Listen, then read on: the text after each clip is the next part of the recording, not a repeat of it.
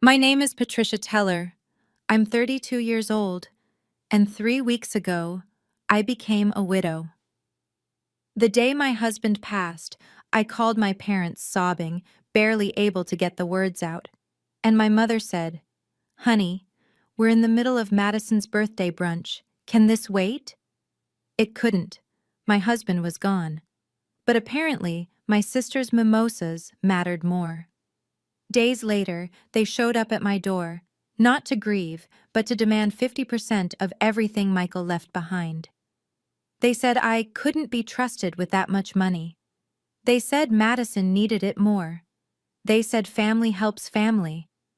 But when my 8-year-old daughter handed them an envelope and asked, "Is this why you came?" everything changed. Inside was a letter from my late husband, and when they read it, their hands started shaking. Before I tell you what was in that letter, please take a moment to like and subscribe, but only if you think people should stand up for themselves when family crosses the line. And drop a comment telling me where you're watching from and what time it is there. I love knowing this story is reaching people all over the world. Let me take you back to the day it all started. It was a Saturday evening, September 14th. I was folding laundry in the living room while Emma watched cartoons upstairs. Michael had gone to pick up groceries. Just a quick run to the store, 20 minutes round trip. He'd kissed me goodbye at the door. "Need anything else?" he'd asked. I'd laughed. "Just you, back safe." Those were the last words I ever said to him. My phone rang at 6:32 p.m. Unknown number. I almost didn't answer. "Mrs. Teller?" A woman's voice, professional but soft. "This is Mercy General Hospital. I'm calling about your husband, Michael Teller." The laundry basket slipped from my hands. "There was an accident on Route 47. A drunk driver ran a red light. I'm so sorry, Mrs. Teller, but your husband didn't survive." I don't remember what I said next. I think I screamed. I know I dropped the phone. Emma came running downstairs, her face pale with fear. "Mommy? Mommy, what's wrong?" I couldn't answer her. I could barely breathe. I picked up my phone with shaking hands and dialed my parents. They would know what to do. They would come. They had to come. Mom answered on the third ring. I could hear music in the background. Laughter, the clink of glasses. "Patricia," she said, her voice bright. "Sweetheart, what is it?" "Mom," my voice cracked. "Michael, he's... Honey, we're in the middle of Madison's birthday brunch. Can this wait?" I tried again. "Mom, Michael's dead." There was a pause. 2 seconds of silence.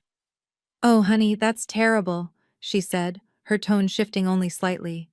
"But we're with guests right now. We'll call you tomorrow, okay?" I heard my father's voice in the background. "Is everything okay?" "It's Patricia," Mom replied. "Nothing urgent." The line went dead. I sat on the kitchen floor, phone still pressed to my ear, and felt something inside me break that had nothing to do with Michael's death. The funeral was 4 days later. September 18th. A Tuesday. I stood at the front of the chapel, one hand gripping Emma's small fingers, the other resting on the polished wood of Michael's casket. The room was full, his co-workers, college friends, neighbors we'd known for years, people who cared, people who showed up, but not my parents, not my sister. Emma looked up at me with wide, confused eyes. "Mommy, where's Grandma and Grandpa?" I swallowed hard. "They're busy, sweetheart. But Daddy died." "I know, baby." She didn't ask again. At 8 years old, she already understood more than she should have. Michael's boss, Mr. Smith, came over during the reception. He shook my hand firmly, his eyes red-rimmed. "He talked about you and Emma every day," he said. "He was so proud of you both. And he set everything up to make sure you'd be okay." I nodded, not trusting my voice. "If you need anything," Mr. Smith continued, "anything at all, call me." That night, after everyone left and Emma finally fell asleep, I checked my phone. 5 missed calls. All from friends offering help. None from my family. But there was one text message from Madison, sent at 11:47 p.m. "Hey sis, heard about Michael. That's rough. Call me when you're free?" I stared at the message. Rough. Like Michael dying was a bad day at work. Like losing the love of my life was just an inconvenience. I didn't respond. Instead, I opened Instagram. Madison's stories were still up from the weekend. Photos of her birthday celebration. A brunch at a fancy restaurant downtown. Champagne flutes raised. Her caption reading, "Blessed with family." I closed the app and cried myself to sleep on Michael's side of the bed. The next morning, I forced myself to sit at the kitchen table with Michael's laptop and face reality. Bills, bank accounts, insurance papers. Michael had always handled the finances, not because I couldn't, but because he enjoyed it. Now I had to figure everything out alone. The numbers swam in front of my eyes. The house was paid off. Michael had insisted on that years ago. "If anything ever happens to me," he'd said once, joking, "at least you'll have a roof over your head." I'd laughed then. It wasn't funny anymore. There was $180,000 in savings, a life insurance policy for $500,000, investment accounts I didn't fully understand, a college fund for Emma that Michael had been contributing to since she was born. I'd never managed this much money before.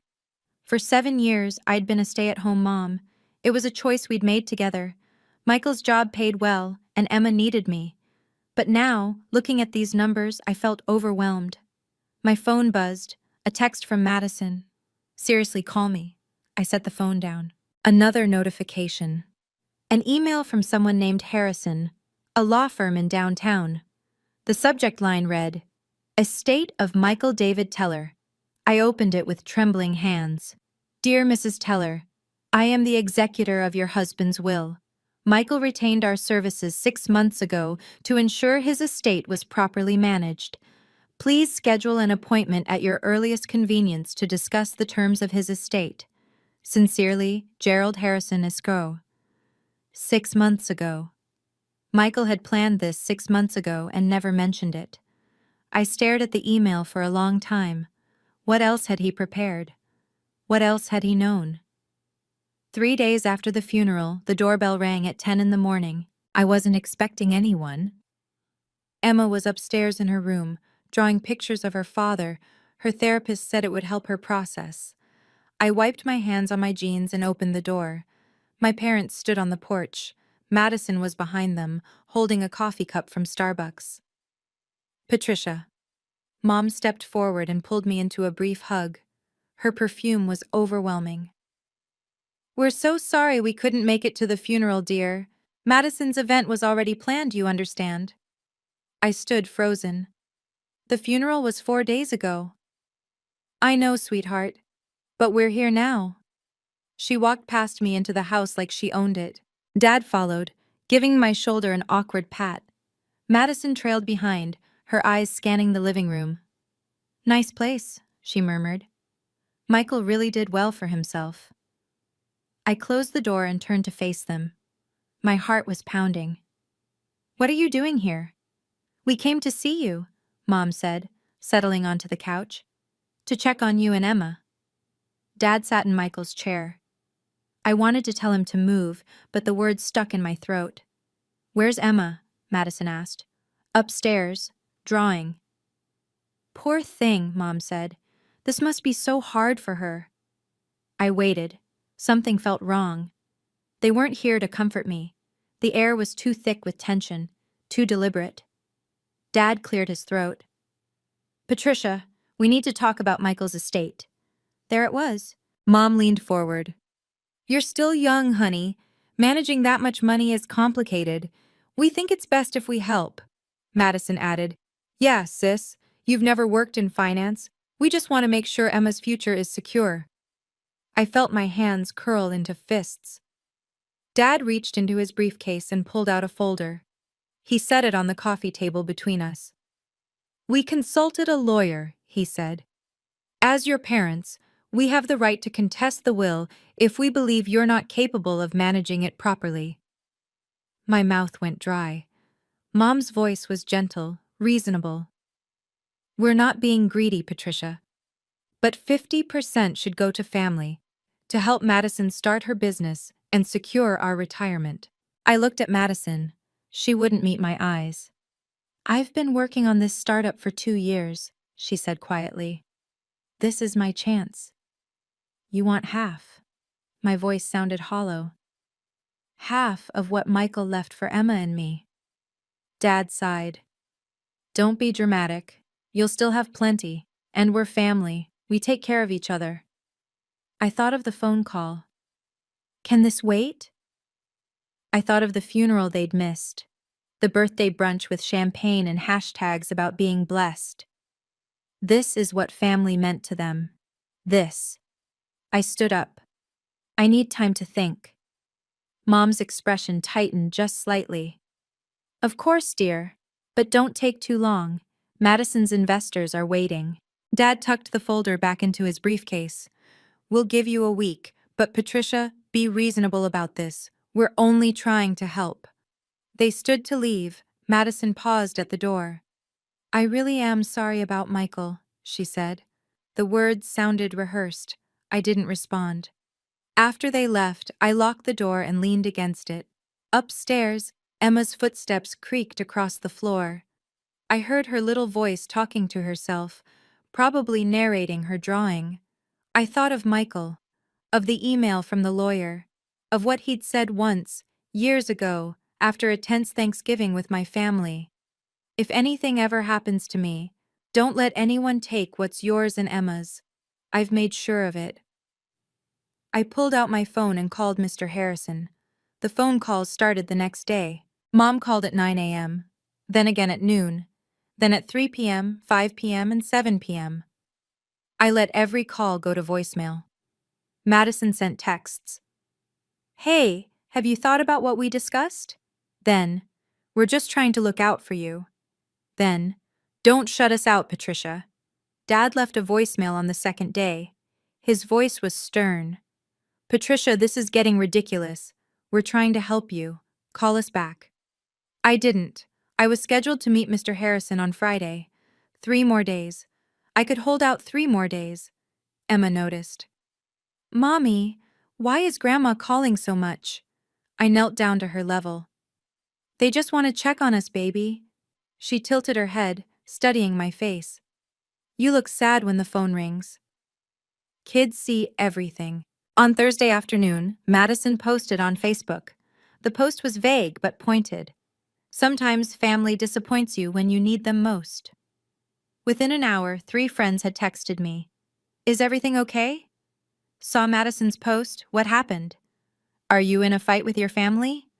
I turned my phone off. That evening, I sat with Emma on the couch. We watched her favorite movie, something about a princess and a dragon.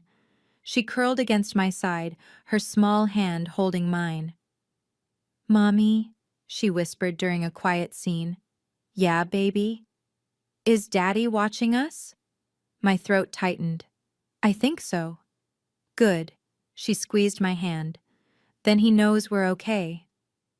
I kissed the top of her head and tried to believe it. Friday morning, I put on my best dress.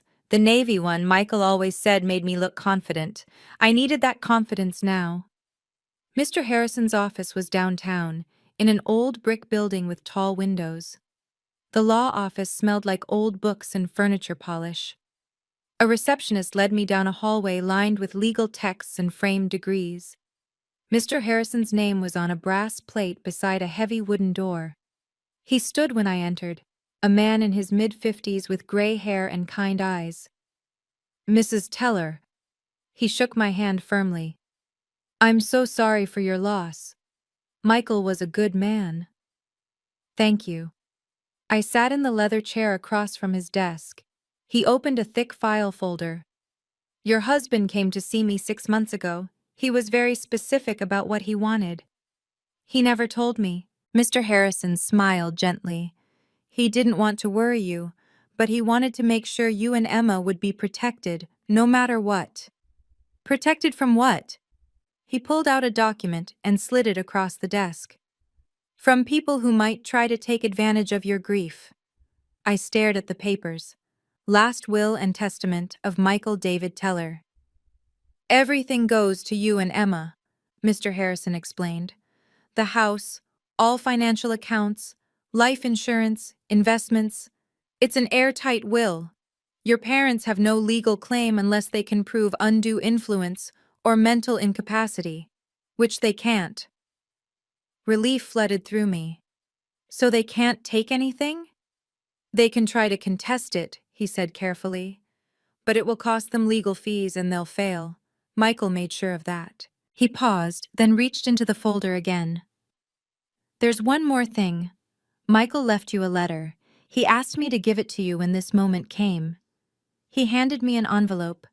My name was written on it in Michael's handwriting. My hands shook as I opened it. The letter was 2 pages, front and back. Michael's handwriting, messy but familiar. I'd seen it on grocery lists, birthday cards, sticky notes left on the bathroom mirror. My dearest Patricia, if you're reading this, it means I'm gone, and someone is trying to take what belongs to you and Emma. I'm going to guess it's your parents, probably with Madison's support. My breath caught. I know your parents. I've watched how they treat you versus Madison for 7 years. I've sat through Christmases where they gave her expensive gifts and gave you gift cards. I've listened to them praise her accomplishments while dismissing yours. I've seen you smile through it all because you didn't want to cause trouble.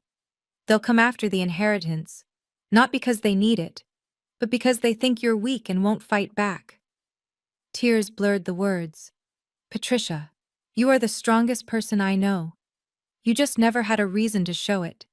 You've raised our daughter with love and patience. You've made our house a home.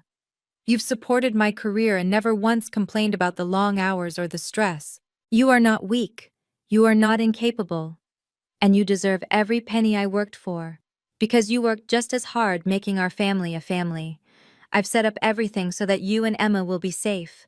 Trust Mr. Harrison, trust the process, and trust yourself. There's a second envelope in my desk drawer at home, labeled for Emma's hands only. Give it to her when they come asking. She'll know what to do. I love you. I'm sorry I had to leave, but I promise I'm still protecting you. Forever yours, Michael. I folded the letter carefully and looked up at Mr. Harrison through tears. He knew, I whispered. He knew exactly what they'd do. Yes, Mr. Harrison said gently. He did. I drove home in a daze. Michael's letter was in my purse, pressed against my heart like a talisman. Emma was with a neighbor. Mrs. Chen had offered to watch her during my appointment. The house was empty when I walked in. Silent. I went straight to Michael's office. We'd never changed it after he died. His coffee mug still sat on the desk, half full and forgotten. His jacket hung on the back of his chair. Photos of Emma lined the bookshelf. First day of kindergarten, gap-toothed smile, princess costume from last Halloween. I opened the bottom drawer of his desk. The envelope was right where Michael said it would be. White, business-sized, with Emma's name written in careful block letters. For Emma's hands only, when they ask. I held it up to the light. I couldn't see through the paper. Every instinct screamed at me to open it, to know what Michael had planned. But the instructions were clear. Emma's hands, not mine. I heard the front door open. Mommy, Emma's voice called out. Mrs. Chen brought me home. I stood quickly, slipping the envelope into my pocket. Emma appeared in the doorway. She looked at me standing in her father's office, and her expression softened. Do you miss Daddy? Every second, I said honestly.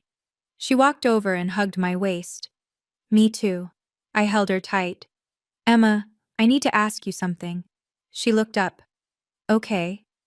If Grandma and Grandpa come back and they ask about money, I need you to give them something. Can you do that for me? She nodded seriously. What is it? I pulled out the envelope and handed it to her. She read the label slowly. This is for me? It's from Daddy. He wanted you to give it to them. Emma's eyes widened. When? You'll know when. Mom called again on Sunday morning. This time I answered. Patricia! Her voice was bright, relieved. Finally, sweetheart, we need to talk. I'm listening. Not over the phone. We're having a family lunch at our house this Sunday. Please come. I gripped the phone tighter. I don't think that's a good idea right now. Patricia, we need to resolve this. Uncle Tom and Aunt Sarah will be there too. We're all worried about you. Uncle Tom and Aunt Sarah. She was building an audience. This wasn't just a family lunch, it was a trap. They wanted to pressure me in front of everyone. I'll think about it. Sweetheart, Mom's voice hardened just slightly. This isn't optional.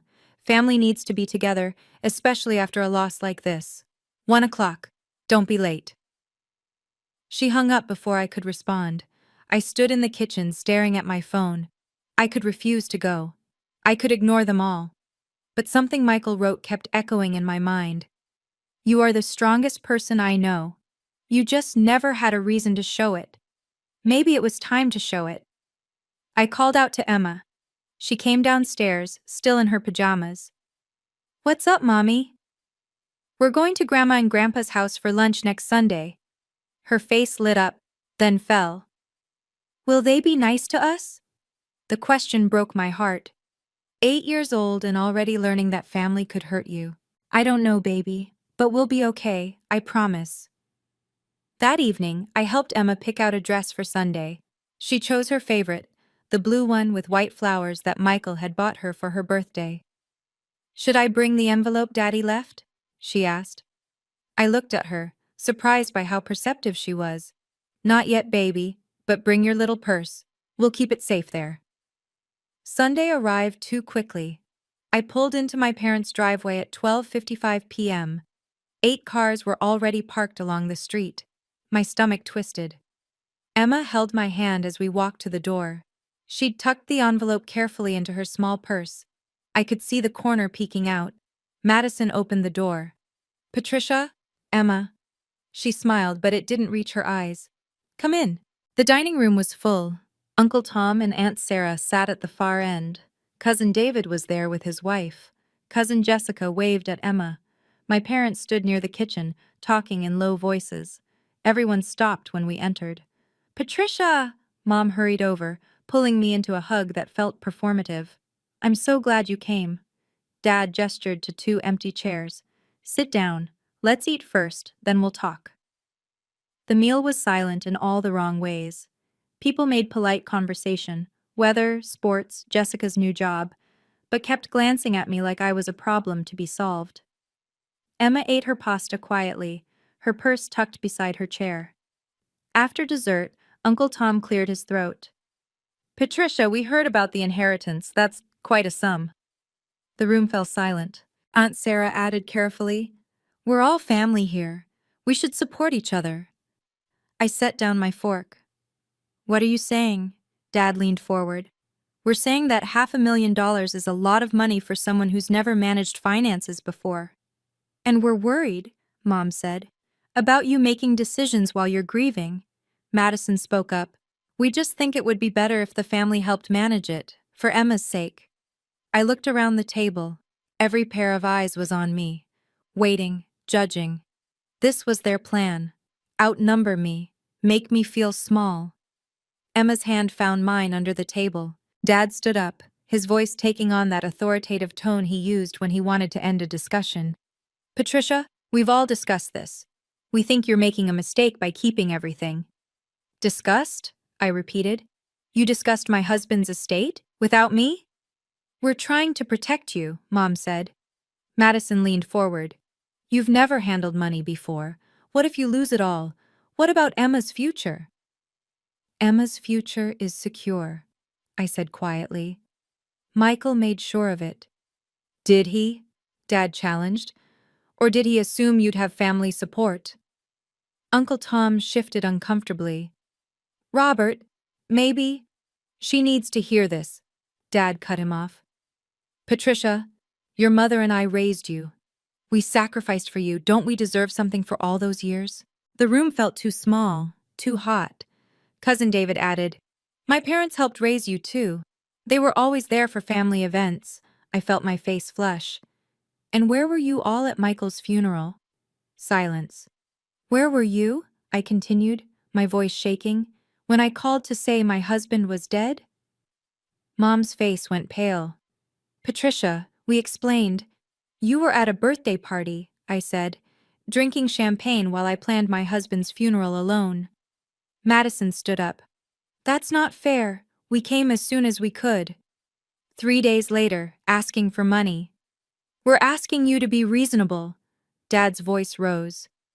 Michael didn't understand that family takes care of each other. He didn't know how we do things. You're being selfish, Patricia, Madison said, her voice sharp.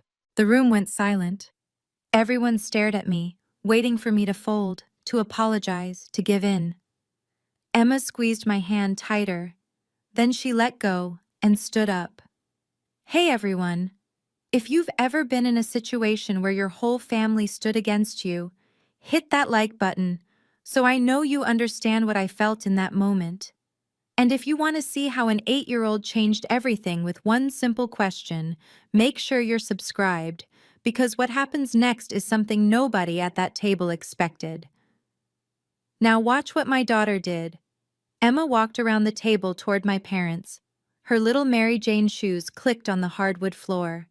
The room watched her with curious, uncertain expressions. Grandpa? Her voice was small but clear. Dad's face softened immediately. Yes, sweetheart? Can I say something? Of course you can. Emma reached into her purse and pulled out the white envelope. She held it carefully, the way she held precious things, like the rocks she collected from the park or the drawings she made of her father.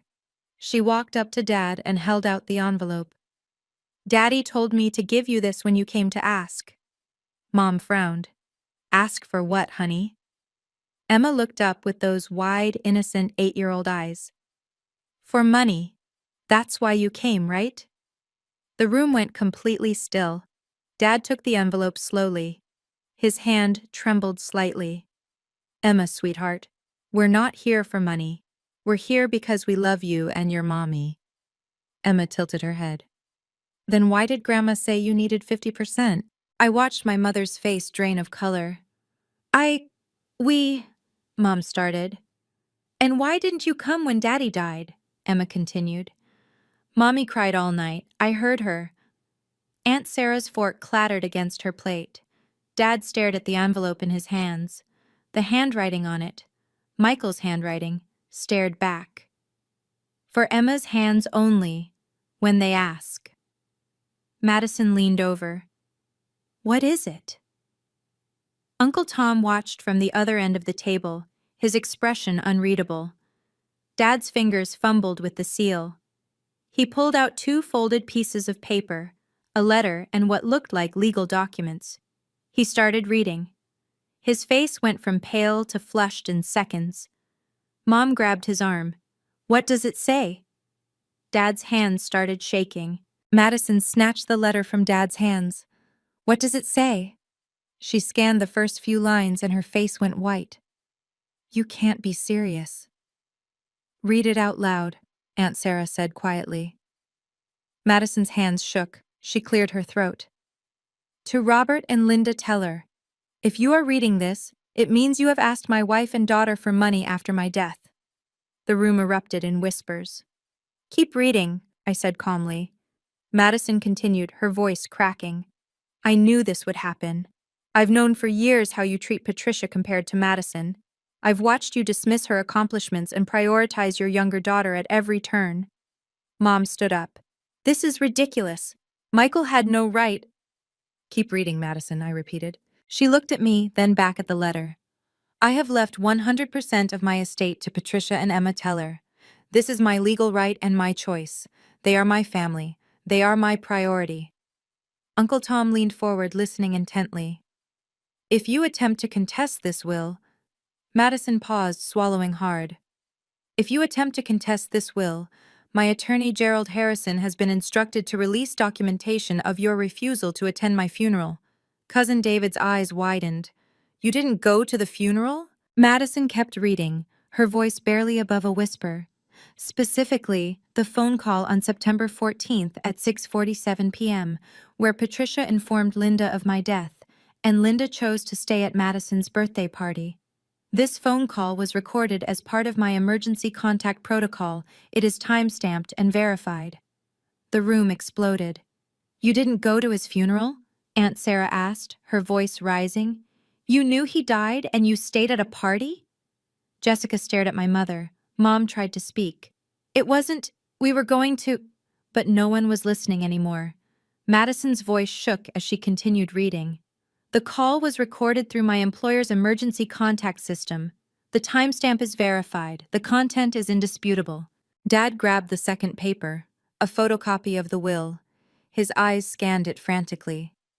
Furthermore, Madison read, her face crumbling, any attempt to publicly shame or pressure Patricia will result in this documentation being shared with your church community and extended family network.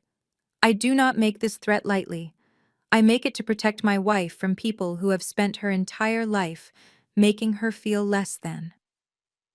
Mom sank into her chair. Michael wouldn't. He did, I said quietly. He knew exactly what you'd do. Uncle Tom stood up abruptly. Robert, Linda. His voice was cold. You didn't attend your son-in-law's funeral? We were going to come later, Dad protested. Madison's birthday was more important? Tom's jaw clenched. Are you serious? Aunt Sarah looked at Mom with disgust. I was at that brunch. You never mentioned Patricia's husband dying. I didn't want to ruin Madison's day, Mom whispered. So you ruined Patricia's? Jessica spoke up, her voice sharp. She lost her husband, and you couldn't even show up? David shook his head slowly. And now you're here demanding money? Madison set the letter down on the table. Her hands were still trembling. The will is legal, she said hollowly. Signed, notarized, witnessed. He left everything to Patricia and Emma. There's nothing we can do. Dad stared at the papers. This can't be enforceable. The recording is perfectly legal in this state, I said. I'd looked it up. Single-party consent. Michael was on the call. He had every right to record it. The silence that followed was deafening. I stood up slowly. Emma immediately came to my side, slipping her hand into mine. Michael knew this would happen, I said, my voice steady. Because it's happened my whole life. Madison always got the attention, the support, the benefit of the doubt. Patricia, Mom started. I was the responsible one, the one who didn't need help, the one who'd figure it out. I looked at each of them. But responsible really meant invisible. It meant you could ignore me when it mattered most. Dad tried to interrupt. Patricia, this is family business. No, Dad, this is my business. Michael's will is legal. Mr. Harrison confirmed it. Everything goes to Emma and me, and there's nothing you can contest. We raised you, Mom said, tears streaming down her face. Doesn't that count for something? It does, I said honestly, and I'm grateful. But that doesn't give you the right to half of what my husband left for his daughter. Madison stood up. Patricia, I didn't know they were going to— Yes, you did, I said quietly. You texted me about Michael dying. You called it rough, like losing my husband was a bad day at work. She flinched. I picked up my purse. Emma and I are leaving now. If you want to contest the will, talk to your lawyer. But Mr. Harrison has the recording, the documentation, and a very clear set of instructions.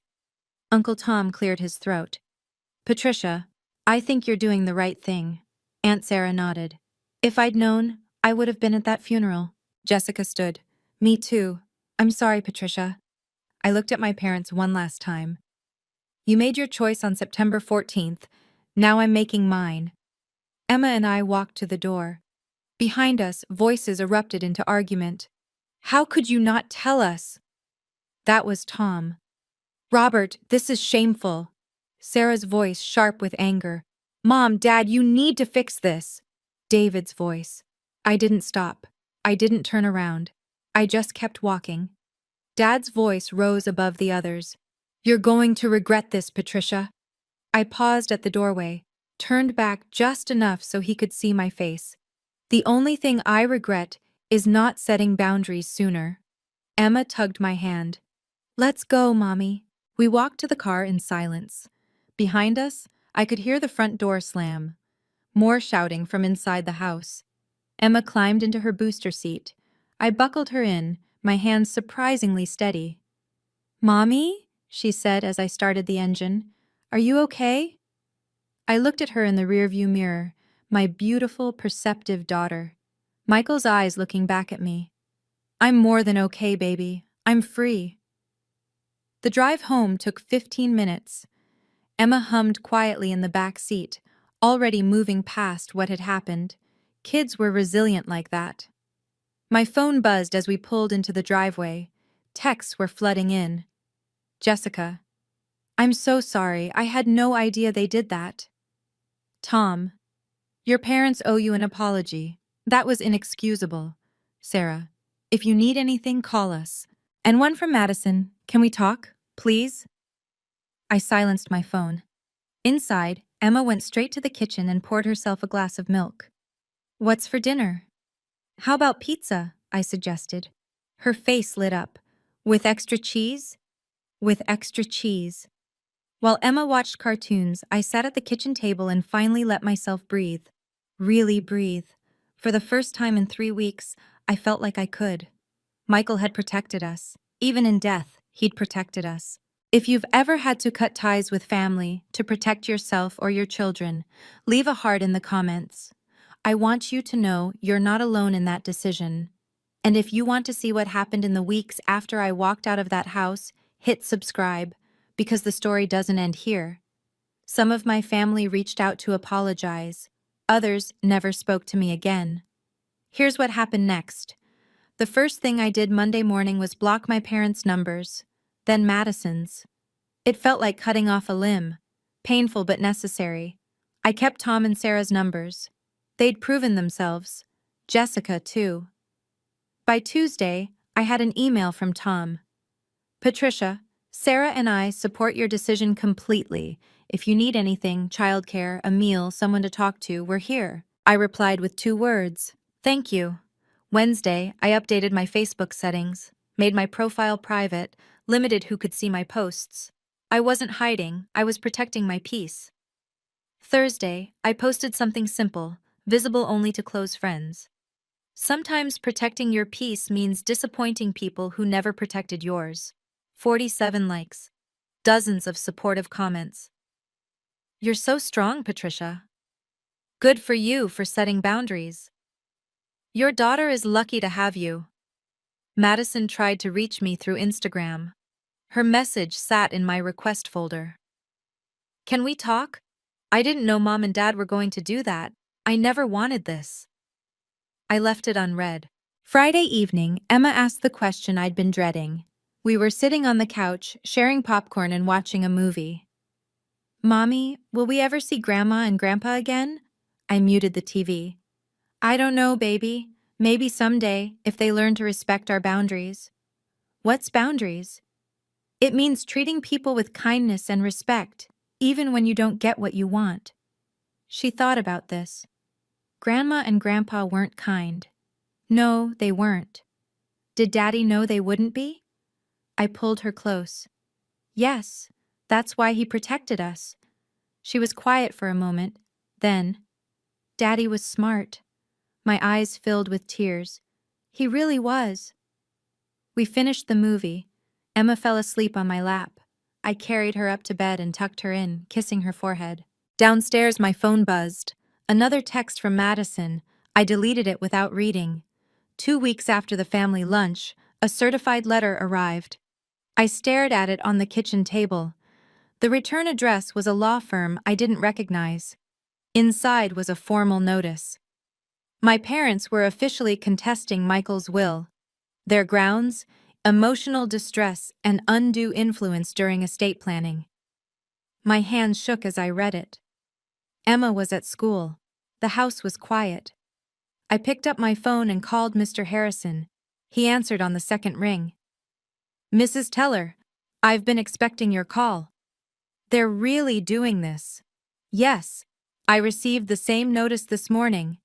His voice was calm, steady. Don't worry, they have no grounds whatsoever. But the letter says they're grasping at straws. They have to prove Michael was mentally unsound or that you manipulated him. Neither is true, and they have no evidence. So what happens now? I respond. I send them the documentation, the recording, the will, the affidavits from the witnesses, and I include a warning about their potential legal costs if they continue. How much will that cost me?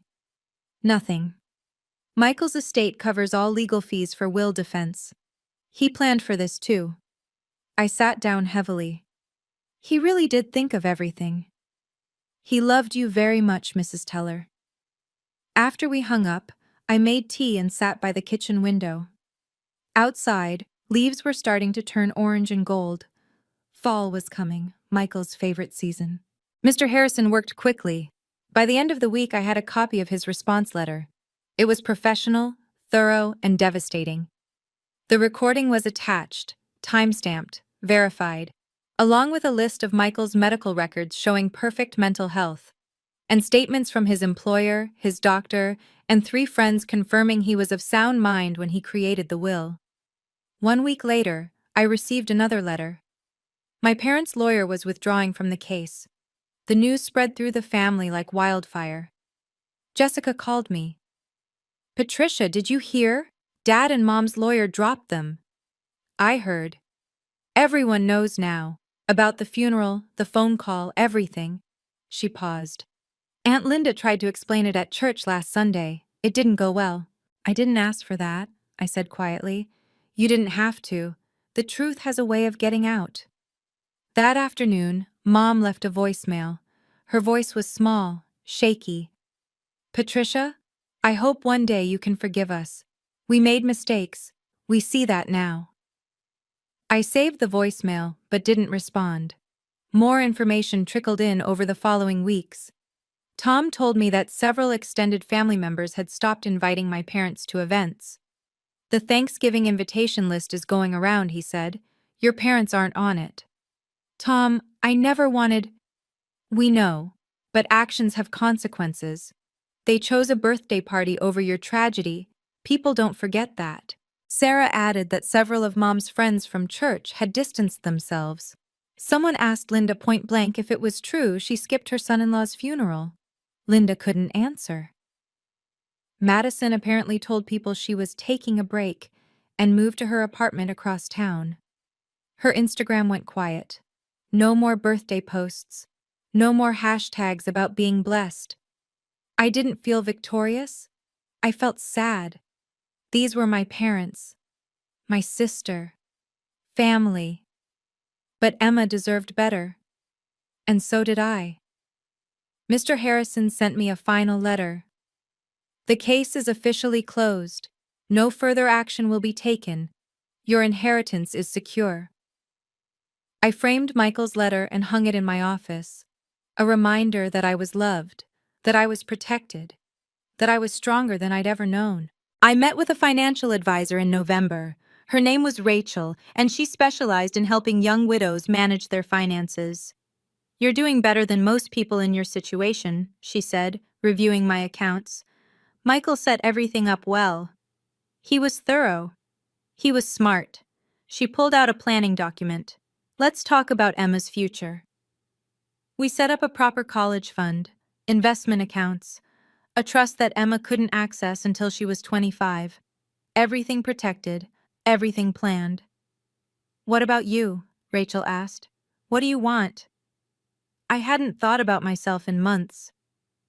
"I don't know." "That's okay. You don't have to know right now." I also started therapy, not grief counseling, though we talked about Michael, but therapy to help me understand my family dynamics. "You were the scapegoat," Dr. Martinez explained. "Madison was the golden child, classic family pattern." "I just thought I wasn't good enough." "You were always good enough, Patricia. They just couldn't see it." Emma started seeing a child therapist too. Ms. Roberts was gentle, patient. She used art therapy, letting Emma draw and paint her feelings. "She's processing well," Ms. Roberts told me after the 3rd session. "She misses her father, but she feels safe with you. That's the most important thing. In December, I joined a support group for young widows.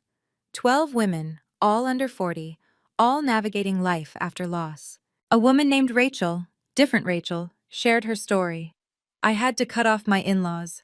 They tried to take my house, best decision I ever made. Others nodded. They understood. For the first time since Michael died, I didn't feel alone. That evening, Emma started piano lessons, something Michael had always wanted for her. I sat in the waiting room, listening to her fumble through scales and cried. Not from sadness, from healing. 6 months passed. It was March now. The anniversary of Michael's death was approaching, April 14th. A day I'd been dreading, but life had found a new rhythm. Emma was thriving in school. Her teacher said she was doing remarkably well, considering everything. I'd started volunteering at the local library twice a week. It wasn't much, but it gave me purpose, made me feel useful. Emma's 9th birthday was coming up. I planned a party at our house, just her school friends, Tom and Sarah, Jessica. "Can we have a princess cake?" Emma asked. "We can have whatever you want." She hugged me tight. "I wish Daddy could be here." "Me too, baby, but he'd be so proud of you." The party was lovely. 10 little girls running around the backyard, playing games, eating too much sugar. Emma blew out her candles and made a wish. She wouldn't tell me what it was. After everyone left, Tom pulled me aside. "You're doing great, Patricia. Really great. Some days are harder than others. That's normal." He squeezed my shoulder. "But you're handling it. Emma's happy. That's what matters." Sarah added, "Have you heard from your parents?" I shook my head. "No, and that's okay." They'd tried reaching out a few times, emails mostly, which I left unanswered. I wasn't ready. Maybe I never would be. Madison sent a birthday card for Emma. It arrived the day before the party. Inside was a gift card to a bookstore and a short note. "Happy birthday, Emma. I miss you. Love, Aunt Madison." Emma looked at it with confusion. "Can I use the gift card?" "Yes." "Should I say thank you?" I thought about it. "If you want to." She wrote a simple thank you note. I mailed it for her. Small steps. Maybe one day there would be healing, but not today. Not yet. I ran into Madison at the grocery store in late April. I was in the produce section, picking out apples, when I heard someone say my name. I turned. Madison stood 3 feet away, holding a basket. She looked thinner, tired, older somehow. "Patricia," her voice was quiet. "Hi." "Madison." Emma was with me. She stopped, standing halfway behind me. Madison looked at Emma. "Hi, Emma. You've grown so much." Emma didn't respond, just pressed closer to my side. Madison's eyes filled with tears. "Look, I know I can't fix what happened, but I'm sorry. I should have been there for you." "You're right," I said evenly. "You should have. Can we, I don't know, maybe talk sometime? Get coffee?" I considered this. The old Patricia would have said yes immediately, eager to smooth things over, to keep the peace. But I'd learned something in the past 6 months. I didn't owe anyone my peace just to make them comfortable. "Maybe," I said carefully, "but not right now. Emma and I are still healing." Madison nodded, wiping her eyes. "I understand. I deserve that." "Take care, Madison. You too."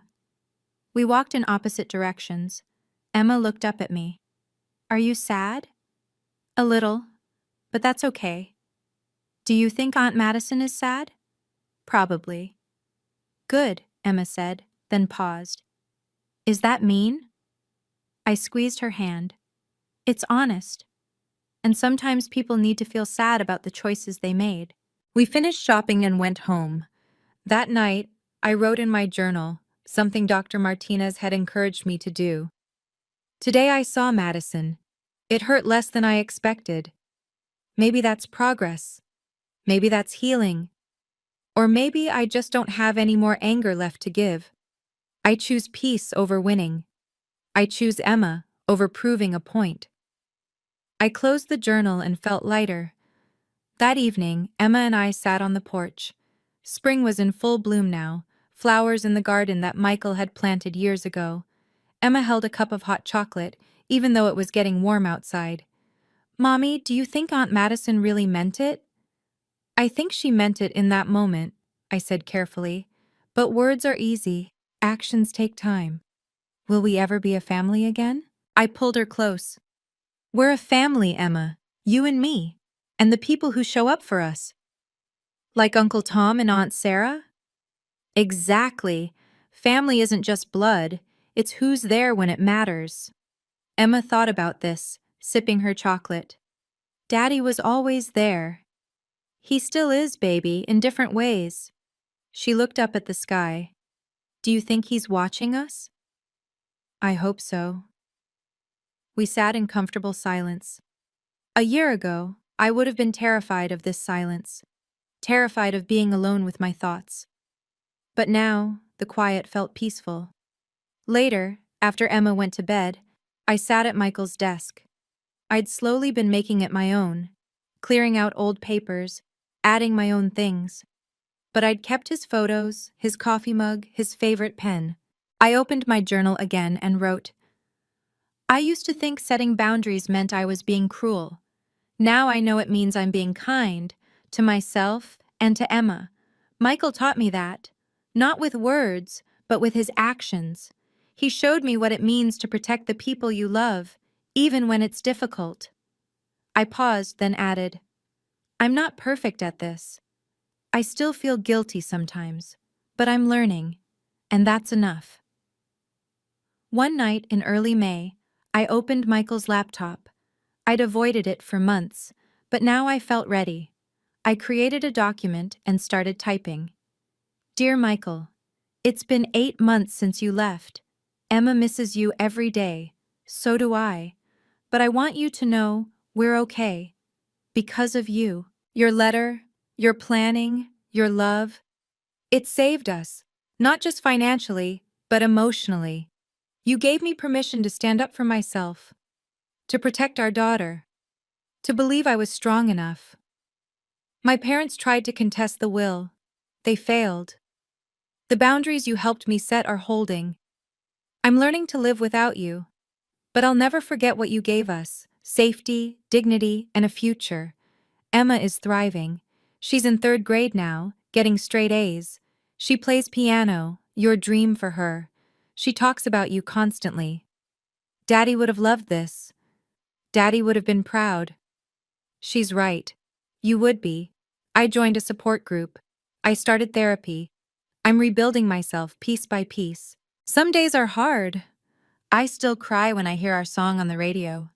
I still reach for you in the middle of the night and remember you're not there. But I'm standing, and Emma is standing beside me.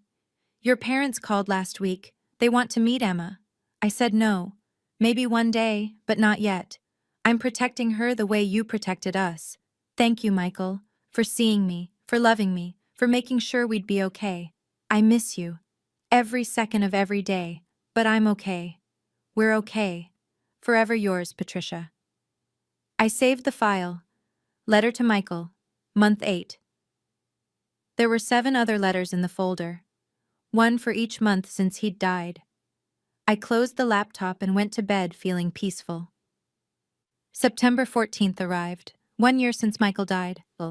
Emma and I drove to the cemetery together. She wore the blue dress, the one Michael had bought her. I wore his favorite sweater of mine, the gray one he said matched my eyes. We brought flowers, white roses, Michael's favorite. Emma knelt by the headstone and placed the flowers carefully. "Hi, Daddy. I'm in 3rd grade now. I got an A in math." I knelt beside her, brushing dirt off the stone. "We're doing okay, Michael. Just like you planned." Emma traced her fingers over his name. "Do you think Daddy knows we stood up to Grandma and Grandpa?" I smiled. "I think he's very proud of us." We sat there for a while, talking to him, telling him about Emma's piano recital, about the library where I volunteered, about the garden that was blooming. On the drive home, Emma fell asleep in the back seat. I drove slowly, listening to Michael's favorite song on the radio. I didn't cry. I just listened and remembered. At home, I tucked Emma into bed. She was half asleep. Love you, Mommy. Love you too, baby. In my room, I opened the drawer of my nightstand. Inside was the original letter Michael had left with Mr. Harrison. I'd read it dozens of times. But tonight, I read it again. You are the strongest person I know. You just never had a reason to show it. I folded the letter carefully and put it back. 1 year ago, I thought I'd lost everything, but I'd found something I didn't know I had. Myself. 3 weeks later, a text message arrived. It was from Mom, the first direct contact in 9 months. Patricia, it's Mother's Day next week. Can we see Emma? I stared at the message for a long time. Emma was at a friend's house. The house was quiet. I sat on the couch and thought about what I wanted. Not what they wanted. Not what would keep the peace. What I wanted. The answer came quickly. I typed, "Not yet. When I'm ready, I'll let you know." I hit send before I could second-guess myself. 3 dots appeared immediately. She was typing. Then they disappeared.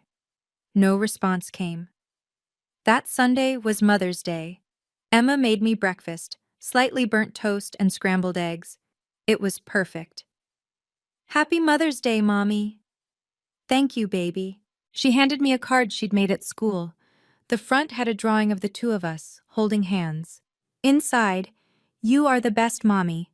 Love, Emma." I hugged her tight and tried not to cry. That afternoon, Tom and Sarah invited us over. Jessica was there too. They'd prepared lunch and bought me flowers. "You're doing great, Patricia," Sarah said. "Being a mother is hard. Being a single mother is harder. You're handling it with grace." I looked at Emma, playing with Jessica's dog in the backyard, and felt something I hadn't felt in a long time. Pride. Not pride in what I'd survived. Pride in who I'd become. That night, I got another text, this time from Madison. "Happy Mother's Day. You're an amazing mom. Emma is lucky to have you." I read it twice, then typed, "Thank you. Nothing more. Nothing less. Small steps. Maybe one day there would be more.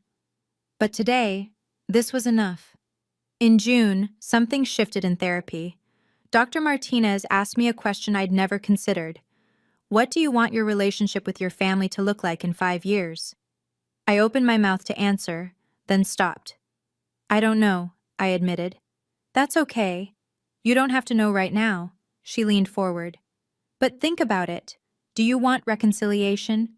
Do you want distance? Do you want something in between?"